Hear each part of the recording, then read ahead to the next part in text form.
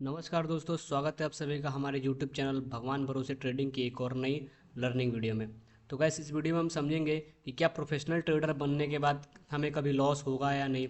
जैसे कि बहुत सारे मिथ चलते हैं कि एक बार आप प्रॉफिटेबल ट्रेडर बन जाओ फिर आप कभी लॉस में नहीं आओगे।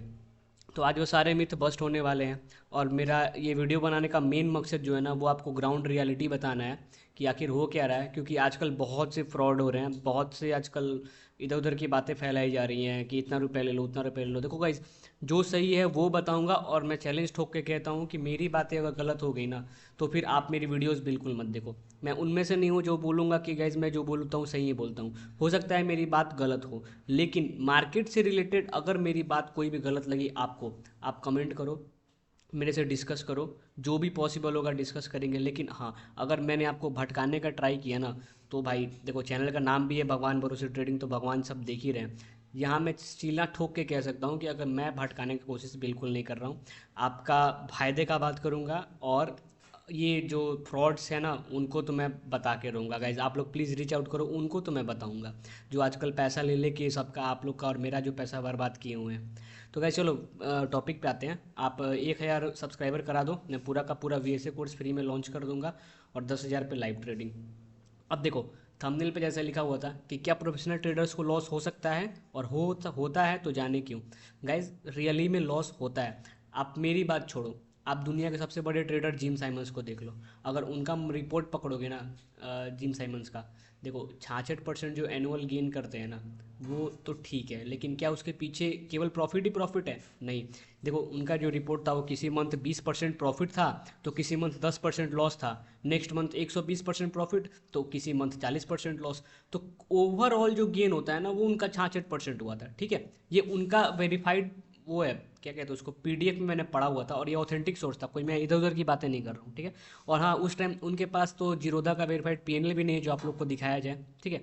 तो जो इंटरनेट पर सोर्सेज अवेलेबल हैं मैं उनकी बातें करता हूँ। ठीक है। देखो अब होता क्या है, क्यों प्रोफेशनल ट्रेडर्स को भी लॉस होता है। ठीक है, सबसे पहला चीज़ है, और जो मार्केट का सबसे बड़ा फैक्टर है वो है इमोशनल फैक्टर। ठीक है। आप और हम चाहे कोई कितना भी बड़ा प्रोफेशनल ट्रेडर हो जाए, रहेगा तो इंसान ही, तो इंसान रहेगा तो इमोशंस आएंगे ही।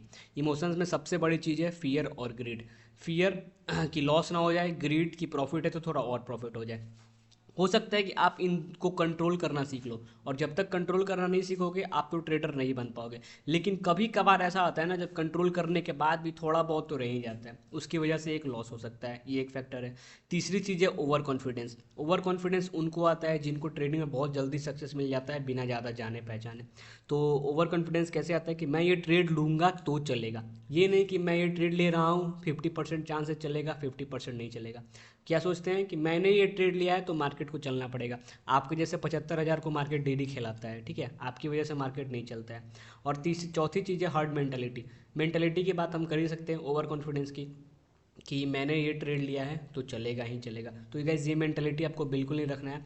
आप कितने ही बड़े ट्रेडर हो जाओ, अगर आप मार्क डगलस की बात मानते हो तो ट्रेडिंग की विनिंग प्रोबेबिलिटी ओनली 50-50 होती है। या तो वो ट्रेड चलेगा या तो नहीं चलेगा, चाहे आप कोई भी हो। ठीक है, ऑपरेटर्स की बात मैं यहाँ पर नहीं कर रहा हूँ, हम अपने नॉर्मल ट्रेडिंग की बात कर रहे हैं।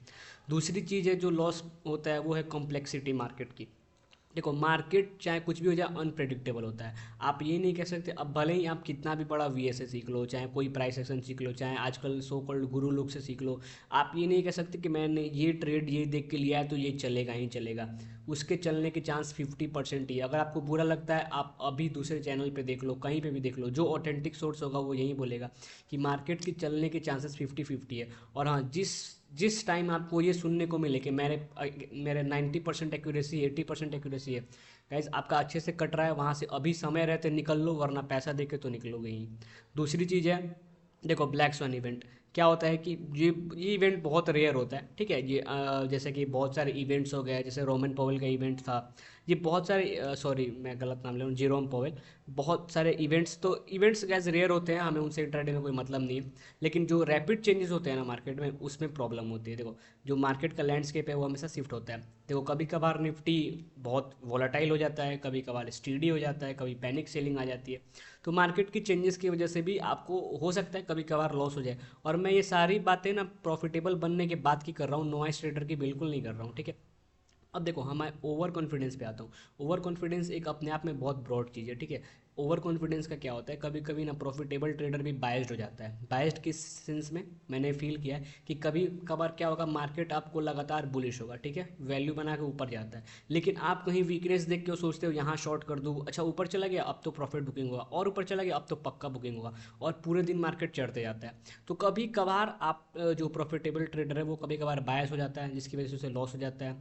उसके बाद है लैक ऑफ ह्यूमिलिटी। देखो ओवर कॉन्फिडेंट माइंडसेट की वजह से ना प्रॉब्लम ये आती है कि आपको लगता है कि मैं बहुत एक्सपर्ट हो गया हूँ और मेरी वजह से ही मार्केट चलता है, मैं जिस डायरेक्शन में ट्रेड लेता हूँ मार्केट उसी डायरेक्शन में। अब ये कैसे आ सकता है, तो देखो उमर अशरफ का भी आप वीडियो अगर सुनते होंगे तो कभी कभार क्या होता है, मान लो कि आपकी 20 स्ट्रीक हो गई विनिंग, ठीक है, तो आपको थोड़ा बहुत घमंड आने लगेगा अपने आप पे कि मेरा तो लॉस हो ही नहीं सकता है।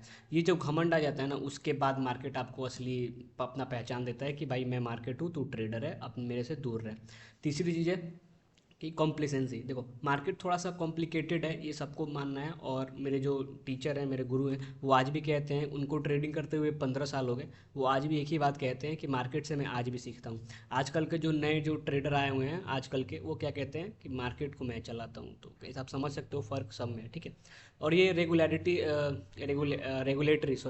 रिस्क। देखो ये तो नॉर्मल चेंजेस है जो मार्केट में इम्पैक्ट करते हैं, ठीक है, जैसे पॉलिसी शिफ्ट हो गई, इन पर ज़्यादा डीपली हम जाने का ट्राई नहीं करेंगे, ये सब रेगुलरिटी है। तो हम लोग क्या करते हैं ना कि हम लोग इंट्राडे और ऑप्शन ट्रेडर हैं, तो जो चार्ट दिखाता है हम उस पर काम करते हैं, ठीक है। अब देखो मैं इसका कंक्लूजन बताता हूँ। अगर आप प्रोफेशनल ट्रेडर बन गए, मैं फ्यूचर की बात कर रहा हूँ, अभी जो प्रोफेशनल ट्रेडर हैं उनके लिए भी ये वीडियो बहुत इंपॉर्टेंट हो सकती है। सबसे पहली चीज़ है कि अपनी हम्बलनेस को बनाए रखो, ठीक है। आप चाहे कितना भी विनिंग स्ट्रीक आ जाए, और सबसे बड़ी जो चीज़ है, अगर आपका विनिंग स्ट्रीक चल रहा है ना, आप 2-3 दिन का रेस्ट ले लो, ट्रेड मत करो, क्योंकि अगर स्ट्रीक चलते रहेगी आपको घमंड आते रहेगा, फिर आप एरे ट्रेड ट्रेड लेके उसको लॉस कर दोगे, ठीक है। तो स्ट्रीक में भी लगभग रेस्ट लेना ही चाहिए, और हाँ लूजिंग स्ट्रीक में तो रेस्ट बिल्कुल लेना चाहिए, ठीक है। तो हम्बलनेस मेंटेन करके रखो, और सबसे ज़रूरी चीज़ है पेशेंस और डिसिप्लिन पे हमेशा काम करो। मार्केट को कभी ये मत समझो कि मैं मार्केट का भगवान हूँ, market is always supreme. Market को हमेशा ऊपर समझो, ठीक है।